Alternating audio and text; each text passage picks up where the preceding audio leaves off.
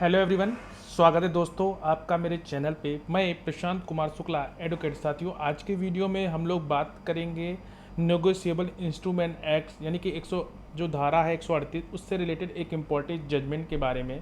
और जो सबसे ज़्यादा क्वेश्चन और आप लोगों की क्वेरी है, जो कि आप लोगों को टाइटल से ही पता चल गया होगा कि क्या मजिस्ट्रेट जो नेगोशिएबल इंस्ट्रूमेंट एक्ट यानी कि 1881 की जो धारा 138 के तहत शुरू में जो दायर की गई शिकायत के आधार पर याचिकाकर्ता के खिलाफ धारा 420 पे जो कि आईपीसी के तहत संज्ञान लिया जा सकता है, इसी से रिलेटेड एक इम्पॉर्टेंट जजमेंट आया है।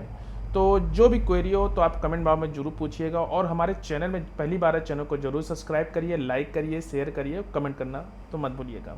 चलिए शुरू करते हैं।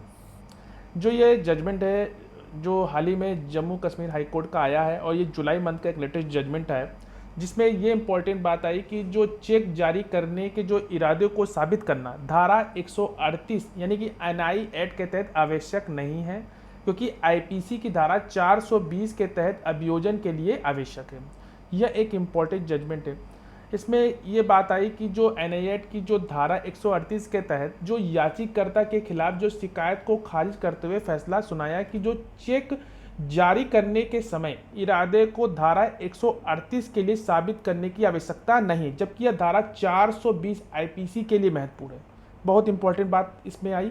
साथ ही ये भी था कि ये जो मामला था एक व्यापारिक लेन देन से उत्पन्न हुआ था, यानी कि जो व्यापार में जो लेन देन होता है उससे रिलेटेड ये एक मामला था, जहां प्रतिवादी ने शिकायतकर्ता से सामान खरीदने में लगे थे। इस लेन देन से जो उत्पन्न ऋण यानी कि जो कर्ज को निपटाने के लिए एक चेक जारी किया गया, और प्रस्तुत करने पर यह जो चेक है वो अनादरित हो गया यानी कि डिसऑनर हो गया, जिसके कारण शिकायतकर्ता ने शिकायत दर्ज कराई। इस याचिका में न्यायालय ने यह विचारणीय प्रश्न था कि क्या मजिस्ट्रेट नेगोशिएबल इंस्ट्रूमेंट यानी कि 8081 की जो धारा 138 के तहत शुरू में दायर की गई शिकायत के आधार पर याचिकाकर्ता के खिलाफ धारा 420 आईपीसी के तहत संज्ञान में लिया जा सकता था। ये एक इम्पॉर्टेंट क्वेश्चन आया इस जजमेंट में, और कोर्ट ने ये कहा कि जो न्यायिक मजिस्ट्रेट ने शिकायत का संज्ञान लेते हुए याचिकाकर्ता के खिलाफ धारा 420 आईपीसी के तहत जो प्रक्रिया वो जारी की थी, जबकि दूसरे प्रतिवादी पर जो नेगोशिएबल इंस्ट्रूमेंट एक्ट की जो धारा 138 के तहत आरोप भी लगाया गया था। इस निर्णय में जो याचिकाकर्ता ने पुनर्विचार याचिका दायर की, जिसे बाद में जो प्रधान जिला एवं सत्र न्यायाधीश ने खारिज कर दिया। अपने निर्णय में न्यायालय ने धारा 138 और 420 की जो आईपीसी को नियंत्रित करने वाले ढांचे की जांच की। न्यायालय ने स्पष्ट किया कि जो धारा 138 के तहत प्राथमिक ध्यान और चेक के अनादर और मांग नोटिस जारी होने के बाद एक निर्दिष्ट अवधि के भीतर भुगतान करने में विफलता पर है। इसके विपरीत जो धारा 420 आईपीसी वह एक धोखाधड़ी से संबंधित है। यह स्थापित करना अनिवार्य है कि क्या आरोपी लेन देन के समय धोखाधड़ी या बेईमानी का इरादा था, जिससे दूसरे पक्ष की संपत्ति या धन से अलग होना पड़ा। यदि कोई व्यक्ति चेक जारी करता है और बाद में बैंक द्वारा चेक अनादर कर दिया जाता है, तो उसके बाद डिमांड नोटिस जारी होने के बाद भी उस व्यक्ति निर्धारित अवधि के भीतर चेक द्वारा कवर की गई राशि भुगतान करने में विफल रहता है, तो वह व्यक्ति 1881 के जो अधिनियम की धारा 138 के तहत दंडनीय अपराध करता है।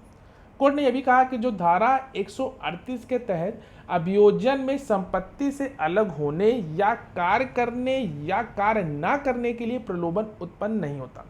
इसे धारा 420 आईपीसी से अलग करते हुए जहां ऐसा प्रलोभन एक महत्वपूर्ण तत्व है, अदालत ने पाया कि जो मजिस्ट्रेट ने धारा 138 के तहत एक मामले में संबंधित तथ्यों के आधार पर धारा 420 आईपीसी के तहत संज्ञान लेकर एक स्पष्ट त्रुटि की है।